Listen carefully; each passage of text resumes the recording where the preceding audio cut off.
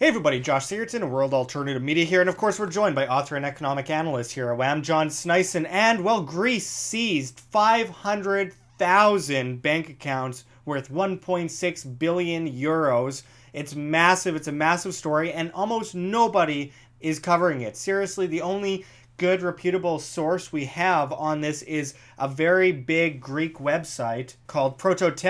So John, can you go into this story? Yeah, well, what's happening is that it's called the Directorate-General for Public Revenue is, of course, the IRS, the CRA, is coming after people that are, owing the money to the tax authority.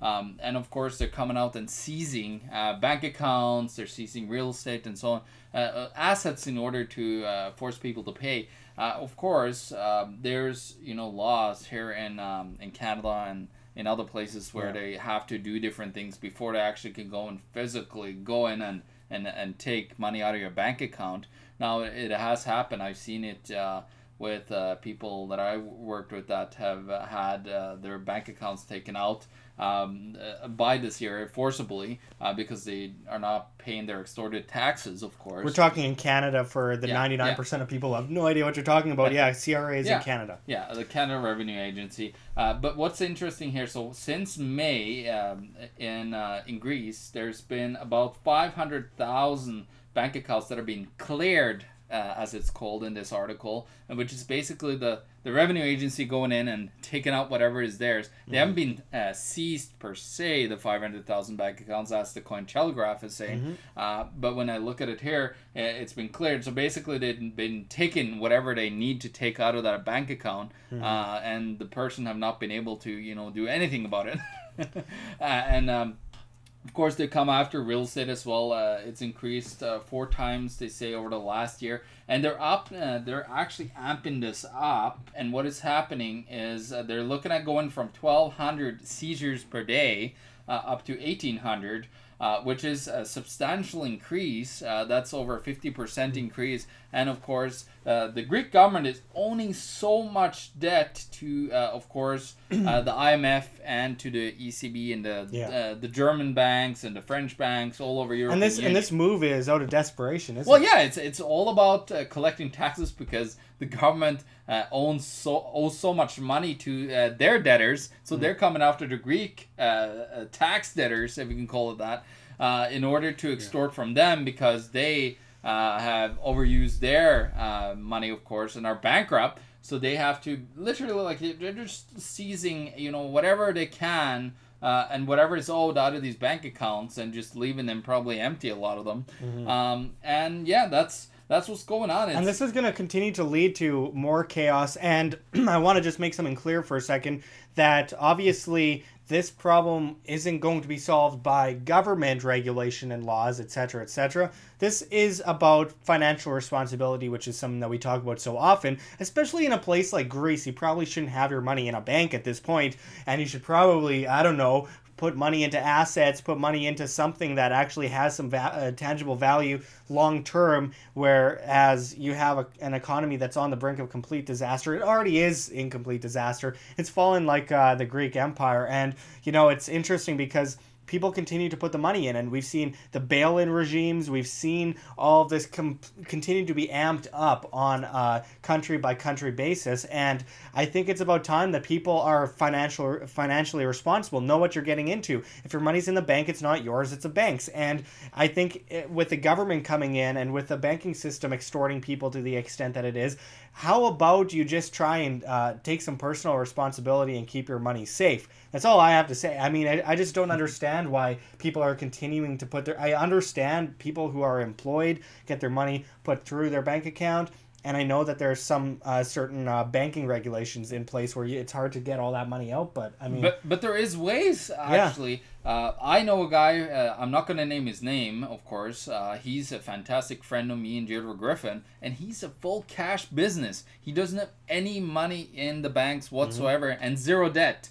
This guy is very super wealthy. He's very smart. That's what people need to do. They need to, go outside of the system that could be, extorting you and stealing from you because they are doing mistakes and overusing money that they even didn't have in the first place. And then, you know, of course they blame you and have to go and extort you more and more in order to take the money that they first of all spent and overused. It would be like me, for example. I you know, racked up 10 credit cards, and then I come to Josh and just say, like, Josh, I'm going to take all your money and to pay off my credit cards. That's exactly how that works. And this is insane. Like, they're going to just ramp up this in Greece. They're going to, you know, come out with more and faster. Of course, now we have more government employees going and doing these seizures because they have to hire more people, you know, in order to seize this. So they're going to need more government revenue.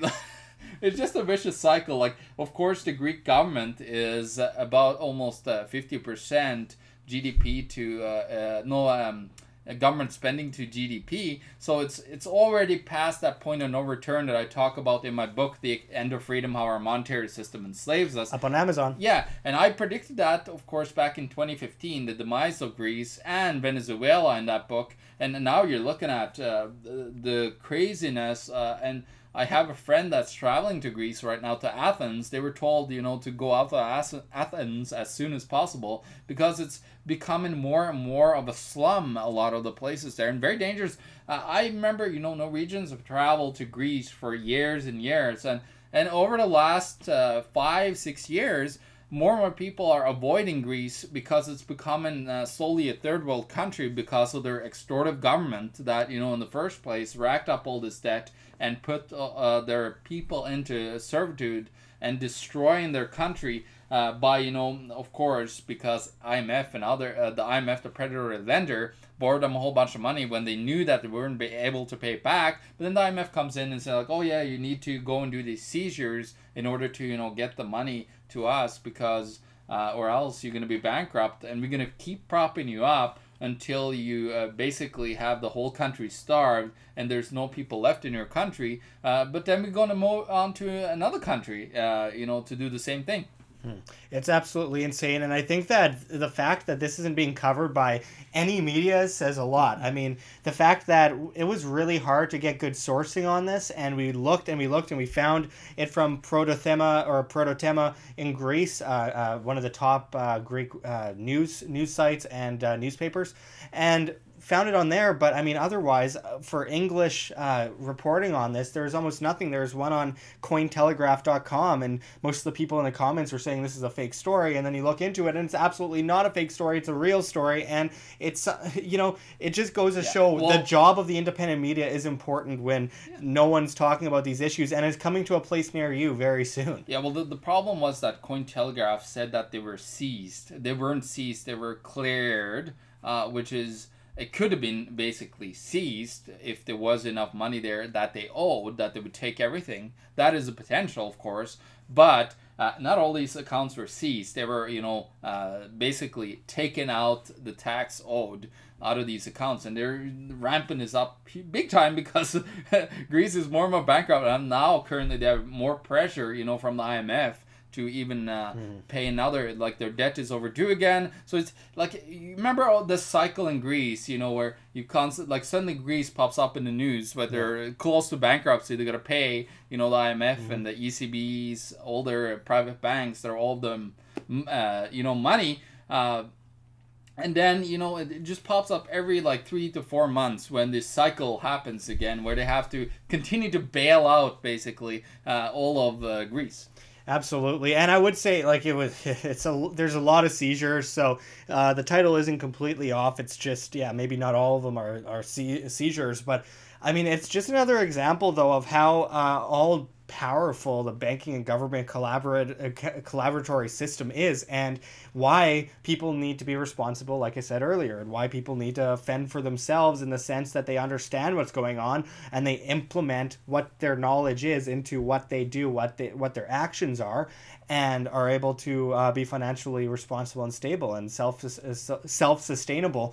And I think there's nothing more important than that in this day and age, as we see the bail-in regimes, as we see the vast banking manipulation, as we see the monetary manipulation by the government and the central banks, and then the regulatory Keynesian manipulation. System that they, you know, print tons of money that they don't have. That's what Canada is doing right now, big time. I don't think Canada's the only one. Oh Oh, of either. course. No, this is like, It's like most this countries. is this is a national like an international wide collaborative system, because everybody believes in this Keynesian economics. All these PhDs that came out of the same schools have all been taught the same thing, that you can avoid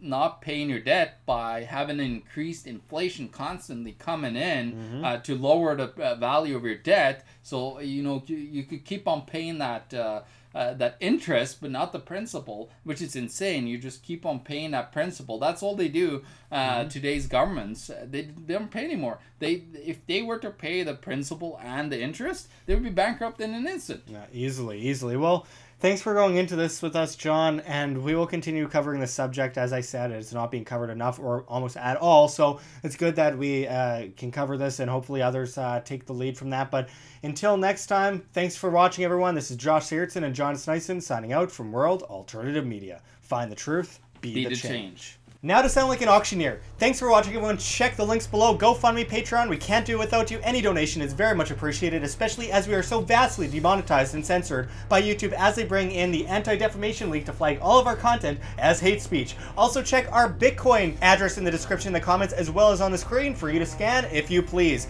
And don't forget to check me out at Josh Sigurdson at Steemit.com. That's Steemit.com, the future of social media, where you get paid via cryptocurrency, Steem that is, by the upvote and demand of your post. It's bound to take out the dinosaur social media, so I hope to see you there. But until next time, check out this word from our sponsor. Are you looking to exchange a large amount of US dollars? Don't overpay with the bank on currency exchange. Think outside the bank. Banks charge unnecessary fees of up to 3%. Truth be told, currency exchange with the bank will cost you hundreds to thousands of dollars. Start saving now. Step 1. Register online. Visit our website and click Get Started. Step 2. Book a transaction. Phone us for a quote and to complete the transaction. We'll need to know which currencies you are converting and how much. Step 3. Transfer of funds. Once you confirm the transaction, we initiate an electronic funds transfer from the account that you choose. Your purchased funds are then transferred back to you in the account that you choose within 1 business day. It's that easy. Start saving hundreds of dollars on currency exchange with CBCE. Sign up online or give us a call today.